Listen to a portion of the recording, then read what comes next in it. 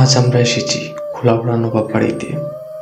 সেদিন ঈদের ছুটি ছিল, বন্ধুরা মিলে ঘুরতে বের হয়েছি।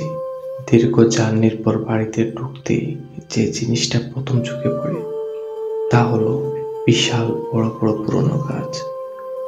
পুরো বাড়িটি যেন ইতিহাসে নীরব সাক্ষী হয়ে দাঁড়িয়ে আছে।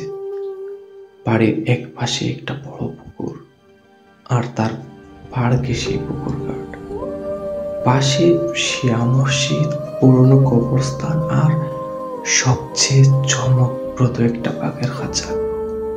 শুনেই গা ঝমঝম করে উঠছিল। সন্ধ্যা হয়ে গিয়েছিল, আলো কম আসছিল ধীরে ধীরে। এই বিশাল গাছ আর নীরবতার মাঝে একটা হালকা ভয়ও কাজ করছিল তখন। এই নবাব বাড়িটির সঙ্গে ইতিহাসে আরেকটি নাম ওতপ্রোতভাবে জড়িত, নবাব আলী আমজাদ খান। তার নামেই পরিচিত সিলেট শহরের কেমব্রিজের পাশে দাঁড়িয়ে থাকা বিখ্যাত আলী আমজাদের গড়ি। এই গড়িটি নির্মাণ করেন তার বাবা নবাব আলী আহমদ খান, আর প্রিয় ছেলের নামেই এর নামকরণ করা হয়।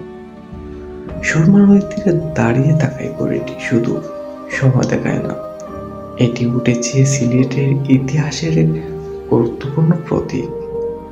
শতাব্দী পার হলেও এই গড়ি আজও ঠিক ঠিক শব্দের সময় আর ইতিহাসের গল্প বলে চলে। পুরো ভ্রমণটা যেন এক অন্যরকম অনুভূতি দিয়ে গেল। ইতিহাস, প্রকৃতি আর একটু ভয় মিশিয়ে তৈরি হয়েছিল এক বিশেষ মুহূর্ত।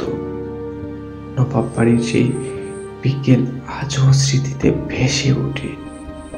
পুকুর পাড়ের নীরবতা, বাঘের খাঁচার রহস্য আর পুরনো গাছের ফাঁকে হারিয়ে যাওয়া আলো।